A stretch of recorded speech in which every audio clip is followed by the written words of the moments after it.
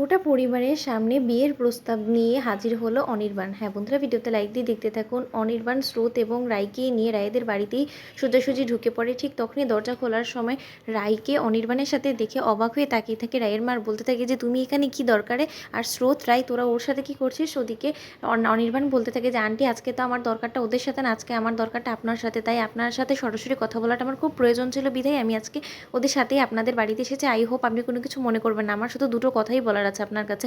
আমি কি একটু ভেতরে আসতে পারি? তখন রায়ের মা বলতে থাকে হ্যাঁ আসো। তখন নীলু বলতে থাকে লম্পট লোকটা আবার এখানে কি করছে, কিছুই তো বুঝতে পারছি না, উনি আবার কি কাণ্ড ঘটাবে এখানে এসে, কোনো কিছু আন্দাজও তো করতে পারছি না। ওদিকে বৌমনি ছুটে এসে বলতে থাকে আরে আপনি এসেছেন, বসুন না। তখন রায়ের দাদাভাই বলতে থাকে যে দেখো মিষ্টি, এত বেশি বাড়াবাড়ি করার কোনো প্রয়োজন নেই, উনি এসেছেন আমাদের সাথে দুটো কথা বলবেন, উনি এখান থেকে চলে যাবেন, তার জন্য এত বেশি তোমার ওনাকে গেস্ট হিসেবে এত ট্রিট করার কোনো দরকার নেই। ওদিকে নীলু বলতে থাকে এখন আবার কোন অশান্তি বয়ে নিয়ে এসেছেন বলুন তো। আর স্রোত দিদিভাই তোরা ওনার সাথে কি করছিস? ওদিকে স্রোত বলতে থাকে দেখতেই তো পারছিস যে উনি এখানে স্বয়ং সশরীরে এসেছে মায়ের সাথে কথা বলতে, তাহলে অবশ্যই ওনার কথা শুনলেই তোর এই ধারণাটা ক্লিয়ার হয়ে যাবে যে আমরা কেন ওনার সাথে এসেছি। ওদিকে নীলু বলতে থাকে যে না, আমি যদি খুব একটা ভুল না হয়ে থাকে তোরা নিশ্চয়ই আমাদেরকে নিয়ে নালিশ দিয়েছিস ওনার কাছে, আর তাই উনি হয়তো আমাদের সাথে এখানে ঝগড়া করতে এসেছে। কি রে দিদিভাই তুই কিছু বল, মুখে এরকম কুলু পেতে রয়েছিস কেন?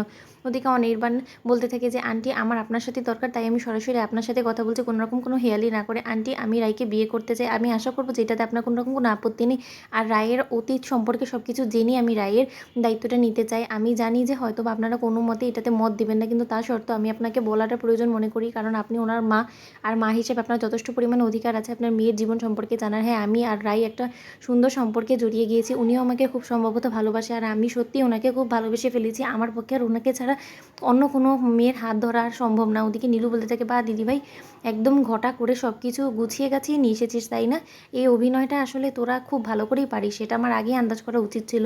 আর আমি হয়তো বা খুব একটা ভুলও ছিলাম না, আমি এটা আন্দাজ করতে পেরেছিলাম যে একদিন হয়তো বা এমন একটা সময় আসবে যখন কিনা তুই এবং অনির্বাণ সিনহা নির্লজ্জ বেহাইয়ের মতন হুট করে এ বাড়িতে বিয়ে করেই চলে আসবে। কিন্তু এখন তো দেখতে পাচ্ছি যে না, আমার ভুল ধারণা ছিল, আমি কোনোদিন এক্সপেক্টই করিনি যে উনি নাকি এরকম বেহায়া নির্লজ্জের মতন এসে ডিরেক্ট মায়ের মুখের সামনে এই কথাটা বলবো। ওদিকে রায়ের মা তুমি কোন সাহসে আমার মুখের উপরে এই কথাটা বলে তুমি আমার মেয়ের হাত আমার কাছ থেকে চাইতে এসেছো? তোমার লজ্জা করে না? এই কথাটা বলার আগে তোমার দুবার ভাবা উচিত ছিল। ওদিকে এই কথা শুনে মুচকে হাসি দিয়ে রায়ের দাদাভাই বলতে থাকে এর আর তোমার মেয়ের আবার লজ্জা শরম বলে কোনো কিছু আছে নাকি? এরা তো দুজনই বেহায়া হয়ে গিয়েছে, ওদের যদি লজ্জা শরম বোধ জিনিসটা যদি থেকেই থাকতো, বিবেকবোধ থাকতো, তাহলে হয়তো বা আজকে এরকম করে সশরীরে এখানে চলে আসতো না। মা ওদিকে স্রোতে গা চাপড়িয়ে বলতে থাকে রায়কে যে দেখেছিস সৎ সাহস, একজন সৎ পুরুষের আসল পরিচয় কিন্তু আজকে অনির্বাণ দাদাভাই দিয়েছে। ওনার মনে যদি কোনো রকম কোনো সাহস নাই থাকতো তাহলে কিন্তু উনি হয়তো বা আজকে মায়ের সাথে কথা বলার জন্য এরকম করে সামনাসামনি আসতো না। ওদিকে রায় বলতে থাকে এখন কি হবে স্রোত?